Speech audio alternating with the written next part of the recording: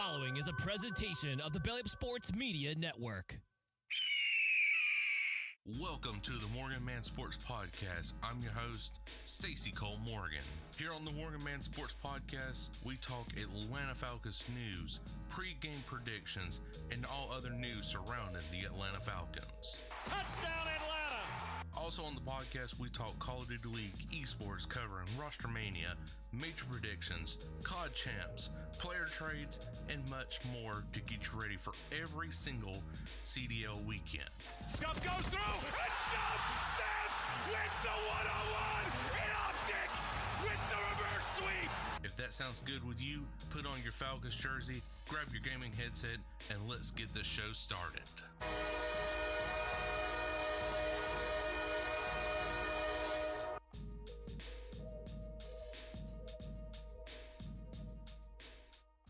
What is going on, you guys? I'm your host, Stacey Cole Morgan, and you are listening to the Morgan Man Sports Podcast here on Spotify, Google Podcasts, Good Pod HQ, or wherever you find your preferred podcasts. Ladies and gentlemen, today we are talking about an Atlanta Falcons game that is happening today, actually 7 p.m. tonight, the time you were hearing this podcast episode, ladies and gentlemen. And also, ladies and gentlemen, we are talking about the Boston Breach 2023 season recap, what went right, what went wrong, and so much more. So without any further delay, let's go get straight into today's action. Alright guys, so we are going to go ahead and get the Call of Duty League news out of the way first. And that is being the Modern Warfare 3 season is looking very promising right now. And it's looking promising in the form of the weapons that is being currently used right now in Modern Warfare 2 being transferred over to MW3. You heard me right when I say that. MW2 weapons will be pretty much transferred over to MW3 for the season. So, and I asked this question on the rotation, via Twitter, is the pro players going to use MW2 weapons in MW3, or is it going to be a mix? I did get a little bit of response from fans on the rotation saying that, could be a mix of MW3 guns and also some MW2 guns. It just depends on solely what the player and the coaches are going to do and how does the game feel naturally to these players. So that's what's going to be an exciting theme right there, is MW2 weapons and MW3 just basically carry it over with weapon stats, everything else like that. So it would definitely be an interesting season right there to use like the TAC, 56 or whatever it was called, or I forget the name of it. It starts with a V. I'll call it like the smaller like AK-47 pretty much for it, but it's an SMG. I forget the name of it. So that is definitely interesting news. And let's go ahead and just get into the Boston Breach subject right here. So the Boston Breach did not have a very good season, The season consisted of Methods, Nero, Vivid, and Awakening to start off the 2023 roster. And then, of course, Methods, he retired from professional Call of Duty altogether and then signed with, Optic Gaming as being like a content creator. And now you got, Awakening, Vivid, Nero, and Beans. And, of course, the other players is Zed and Snoopy and Kemp on this roster. That is now like the updated roster for the Boston Breach. But whenever you keep going looking at the season as a whole, the Boston Breach only came out victorious in the map win-loss section, going 85 and 82 with a 50.9% win-loss record. And the series was 19 and 22, 46.3% win-loss record. The series history champs was only one victory, and that was against the Minnesota Rocker, and that was in 3-1. Lost to Atlanta 1-3, and Optic Texas 1-3. Major 5, it was just losses. Stage 5, you only got victories over New York, which was very surprising in that series. Florida, no surprise there. Minnesota in 3-1. But losses against Seattle and Atlanta. Major 4, nothing but losses against Toronto and Texas. Stage 4, your only victory was against London and Toronto, right in that series right there. Major 3, nothing but losses except for one, and that was against the Las Vegas Legion in a 3-0. Major 2, your wins were against LAG in Seattle, 3-0, 3-1. Did take the Atlanta phase to the distance in a 3-2, but still ultimately lost to Atlanta. And then, of course, lost to Texas in an 0-3 fashion. And then for Stage 1, you did get a victory over Atlanta in a 3-1 fashion. That was actually the very first game of the season, when Atlanta really doesn't come to life as much. Then your next victory was against Seattle. So you started off the season very hot with two of the biggest teams getting victories over them. But then things fell very quickly against New York and LAG. And then that major 1 right there, ladies and gentlemen, that was it. You know, it was Group D, winners round 1, match 1. It was against Elevation, if I'm pronouncing that right, in a 2-3. Then you got knocked down to Group D, losers round 1 against the Las Vegas Legion and losing to them 3-2.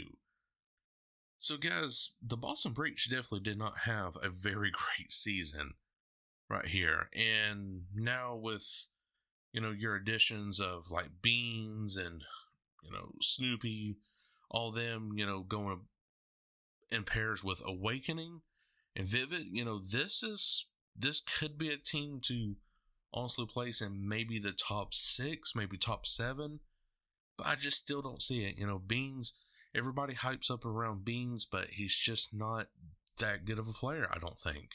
Seen his POV and everything, and it's just not there for me.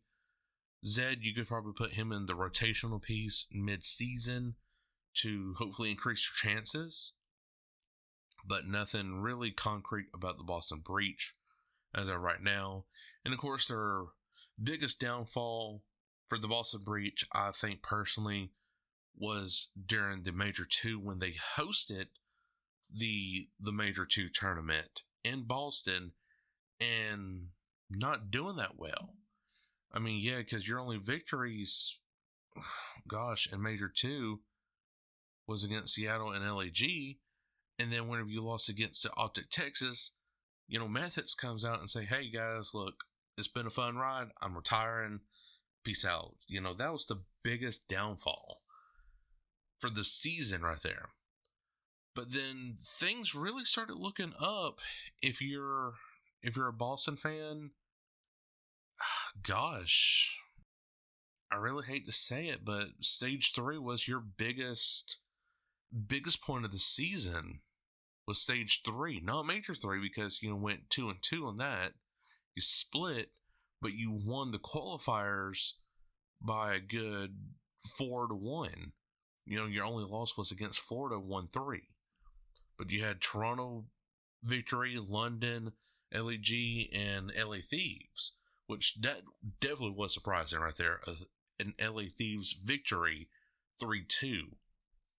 So, Major 2 definitely was a big downfall, and then Stage 3 was the highest point of the season if you are a Boston Breach fan. So, definitely, hopefully this year is a good year for Boston, but I don't see it. I cannot see Boston really making any noise this season. The noise is going to come from, you know, the Toronto Ultras, the Optic Texas, the Atlanta FaZe. Those are the only really big 3 teams I can see making noise this season. Is, again, Toronto, Atlanta, and Optic Texas.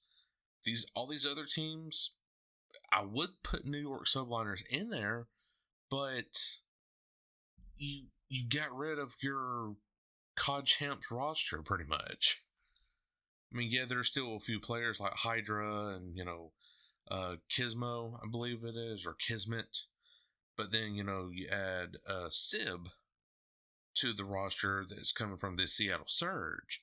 But still, though, you had Priesta, who won you COD Champs for the Modern Warfare 2 season, and you get rid of him. I mean, that's just pointless. And so, I mean, if it would putting New York Subliners in that category for a top whatever, I'm still going to put them at top 5, but it's going to be right at number 5. Pretty much. So, but we will definitely be getting to the New York Subliners and all these other teams very, very soon. So, but of course, next week will be the Florida Mutineers on the episode of Morgan Man Sports Podcast. But let's focus our attention now to the Atlanta Falcons. So, for news for the Atlanta Falcons, training camp is going very well. The joint practices, I should say, for the Atlanta Falcons, but not so much for the Miami Dolphins. The Miami Dolphins is definitely having a hard time offensively going against this Falcons defense. You heard that right. Going against this Falcons defense. And the Miami Dolphins was one of the best offenses last year, bringing in definitely all the same pieces near about it this year and struggling against the Atlanta Falcons defense. That is great to hear if you are an Atlanta Falcons fan. Seriously, it is. You know, Tua was having some interceptions left and right, getting sacked, pressured, everything. And I remember one of the journalists or sports media networks coming out. I forget which one, but if I knew, I still wouldn't, put their name out there. But saying that the Falcons are how am I phrasing this? Or how did they phrase it? That the Miami Dolphins is struggling against a very weak now, in quotes, Falcons D-line. No, my friend, we're not. The Falcons D-line is not weak this year. You could have said this last year. You really could have said this last year. But this year, we got Calais Campbell, Grady Jarrett. Basically, this whole defensive line, the whole defensive unit as a whole has been revamped. We have spent money in free agency, my friend, to turn this entire defense around. We got us a new defense coordinator in Ryan Nielsen, who's coming from the devil himself, the New Orleans Saints, and he is very tough on these players. And then whenever you look at his defense, Ryan Nielsen's defense, it is tighter man coverage. And I love that, because that means when you have tighter man coverage in your, cover scheme, whether it's cover 3, cover 2, tempo, whatever. If you're close contact with that other personnel, you're increasing your chances of, sacks, interceptions, forced fumbles, anything to prevent the offense from scoring. It just comes down to it.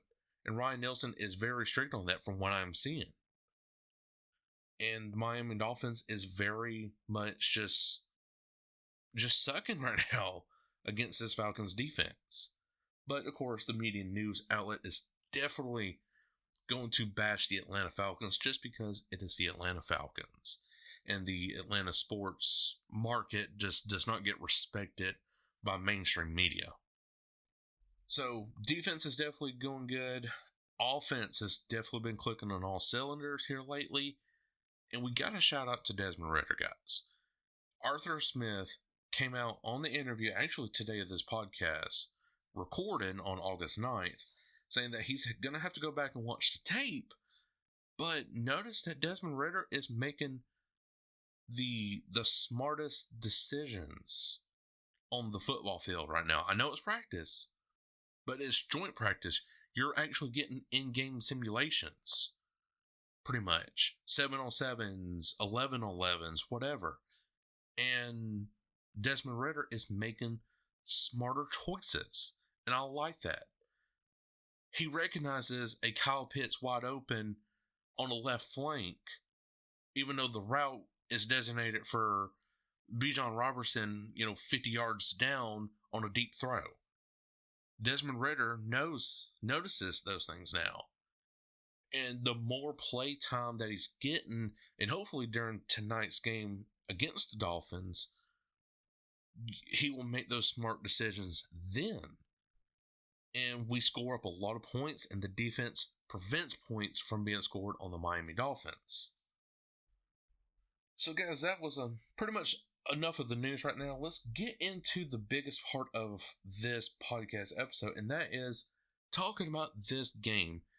Preseason game number 1 for the Atlanta Falcons, going up against the Miami Dolphins this Friday, August 11th at 7 p.m. Eastern Standard Time at Hard Rock Stadium. If you are in Atlanta, of course, you will be listening to, or watching this, I should say, on Fox 5 Atlanta. Or if you're out of market, of course, NFL Plus or radio.com, Sports Radio 92.9 The Game. Atlanta is favored at a -2.5. Total point spread is 36. And guys, this seems about right now for the Atlanta Falcons to win at a -2.5. Again, -2.5 is spread. The money line is a -139. Current is a 138. And the public bet sitting at 40%. But a lot of people are taking Miami for the upset at a +117 at a 60% public bet. Total point spread is 36. And the public is going under right now at an 88%. So the public bet is going under 36 points pretty much. And I can see that. I just don't think the Falcons going up against the Dolphins is going to be like a total shutout for either team. I think it's going to be a back and forth situation and rotational pieces for the very first preseason game for both of these respective teams. I think at most, maybe it's going to be like 24 points altogether, maybe with the Falcons having that upper edge of, over at least maybe 14 points and the Dolphins scoring 10 at the least. So injuries right now, Borders, cornerback, suspended until week 13 at Detroit. Greenidge, offensive tackle, undisclosed, injured reserve. Matt Hennessy, knee questionable week 1 against Carolina Panthers. Jeff Okudah, cornerback, ankle questionable for week 1 against the Carolina Panthers. Phillips III, defensive back, leg questionable for week 1. Kyle Pitts, MCL questionable for week 1 against Carolina. I would not rush Kyle Pitts back just yet. Maybe a week 3 of the preseason. We'll just have to wait and see. Jay Smith, tight end, undisclosed, questionable for week 1. And Williams, running back, knee, ACL, injured reserve. So that was the Falcons injuries list right here. And so there's really no stats to go off of right now because there's just hasn't been a game played yet. So we'll definitely be updating this next week when we take on the Cincinnati Bengals at the Benz, ladies and gentlemen. So guys, football is back. It really is back. I'm super excited for the season to start up right now. The regular season, I should say. But hey, I will take preseason action any given day right now just to have NFL on my monitor. But guys, I sure hope you did enjoy it. If you did, make sure to like button wherever you are listening from, iHeartRadio, Spotify, Google Podcasts, or wherever you get your podcast from. Make sure to 5-star the entire podcast show here, ladies and gentlemen. It does help me out. And check out Belly Up Sports Media Network with all the fantastic writers and other podcasters on the platform. But until then, I'm Uncle Morgan. We'll catch you all later. Peace. Thank you for listening to this Belly Up Sports Podcast Network product. Some said we go belly up, so we made it our name, and we're still here.